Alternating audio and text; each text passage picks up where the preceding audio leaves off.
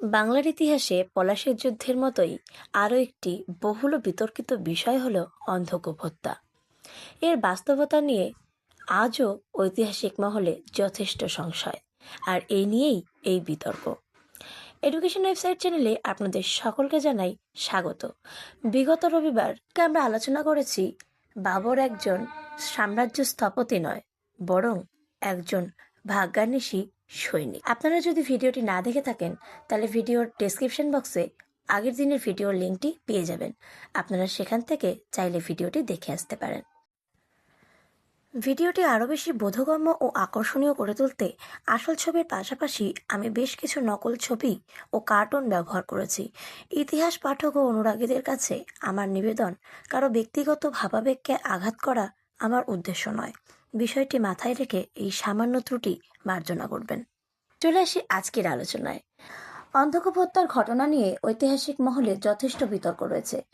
জন জেফানিয়া হলওয়েলের মতো কিছু ঐতিহাসিক একে অতিরঞ্জিত করে সত্যি বলে দাবি করলেও অক্ষয় কুমার মৈত্রের মতো ঐতিহাসিকেরা এর অসত্যতা অকাট্য প্রমাণসহ দাবি করেন। আমরা সকলেই প্রায় অল্প বিস্তর জানি যে ফারুকশিয়ারের ফরমান ভারতবর্ষে বাণিজ্যের ক্ষেত্রে ইংরেজদের বেশ কিছু সুযোগ সুবিধা পাইয়ে দিয়েছিল।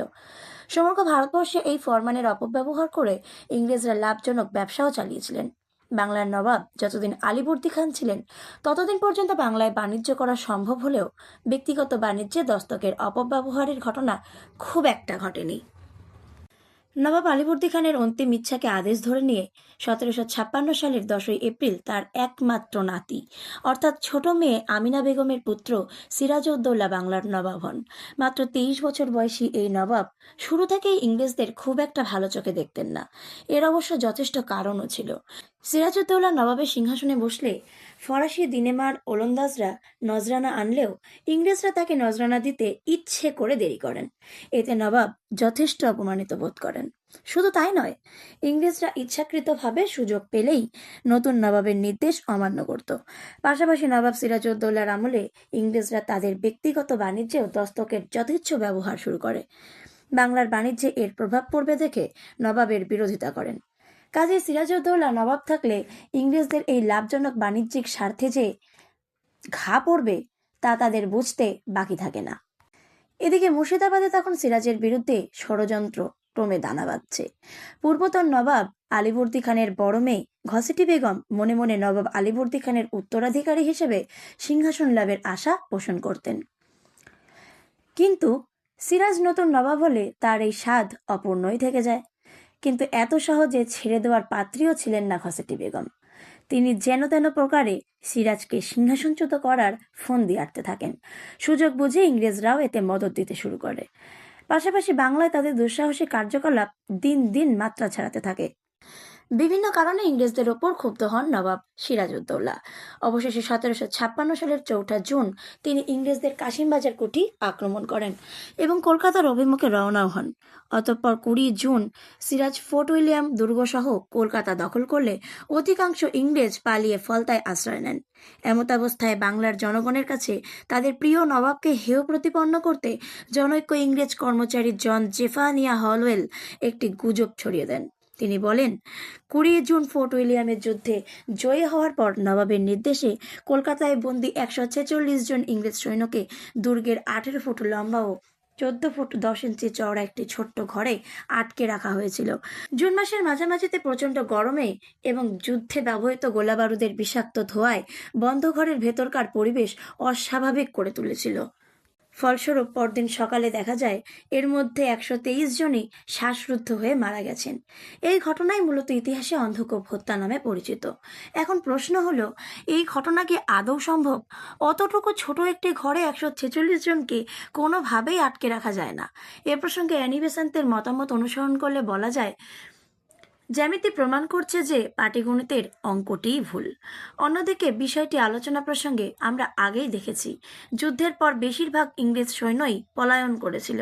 তাহলে এত মানুষ বন্দী ছিলেন, এ কথার সত্যতা কোথায়? তাছাড়া ঐতিহাসিক জে.এন. সরকার বলেছেন, ওই সময় দুর্গে মাত্র 70 থেকে 80 জনই ছিলেন খুব বেশি হলে। এসব তথ্য যদি বাদও দেই, তবুও এই অন্ধকূপ হত্যার কোনো প্রত্যক্ষদর্শীকে খুঁজে পাওয়া যায় না, একমাত্র লেখক হলওয়েল ছাড়া।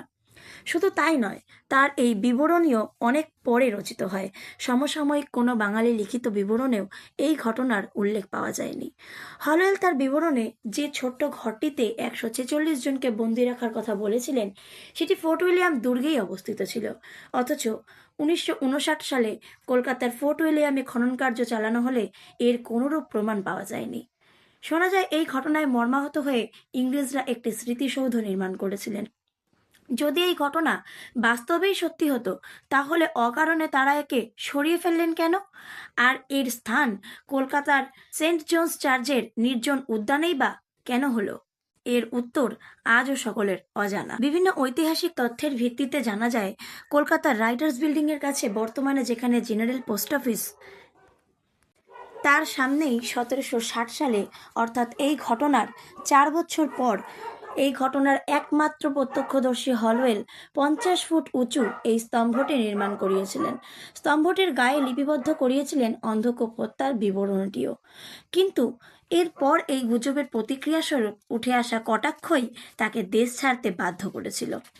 অতঃপর 1818 থেকে 1822 সালের মধ্যেকার সময়ে কোনো এক অজানা কারণেই হঠাৎ করেই ওয়ারেন হেস্টিংস একে ভেঙে গুঁড়িয়ে দেওয়ার নির্দেশ দেন।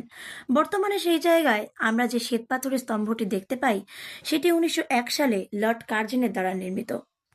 অধ্যাপক বি কে গুপ্তর একটি গ্রন্থ থেকে জানা যায়, ফোর্ট উইলিয়ামে যুদ্ধ সংগঠিত হয়েছিল মোট 3 দিন ধরে।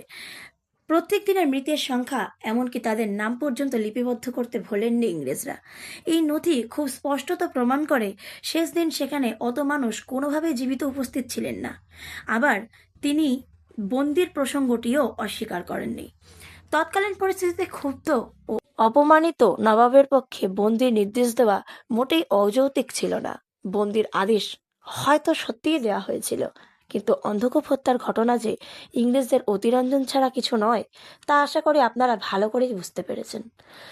আর এই তত্ত্বটি অক্ষয় কুমার মৈত্র 1898 সালে প্রকাশিত তার সিরাজউদ্দৌলা গ্রন্থে তুলে ধরতে চেয়েছেন। ইংরেজের প্রতি নবাবের এই ক্ষুব্ধতার কি কোনো যুক্তিগ্রাহ্য কারণ ছিল, নাকি তারুণ্যের ঔদ্ধত্য তাকে অপ্রিয় করে তুলেছিল? জানতে হলে চ্যানেলটি সাবস্ক্রাইব করে পাশে থাকুন। ভিডিওটি ভালো লাগলে অনেক অনেক শেয়ার করুন। আর আপনার জানতে আগ্রহ আছে এমন বিষয়গুলি কমেন্টে জানান। যেসব ছোট ছোট ভাই ও বোনেরা আমার ভিডিও দেখছো, তাদের জন্য বলছি, তোমাদের একটা লাইক, কমেন্ট, শেয়ার আমাদের আরও বেশি অনুপ্রাণিত করে। কোথাও বুঝতে অসুবিধে হলে অবশ্যই কমেন্ট করতে ভুলো না। এতক্ষণ সময় নিয়ে ইতিহাসকে ভালোবেসে সঙ্গে থাকার জন্য অনেক অনেক ধন্যবাদ। সবাই অনেক অনেক ভালো থাকবেন। দেখা হচ্ছে আবার কোনো নতুন ভিডিওতে।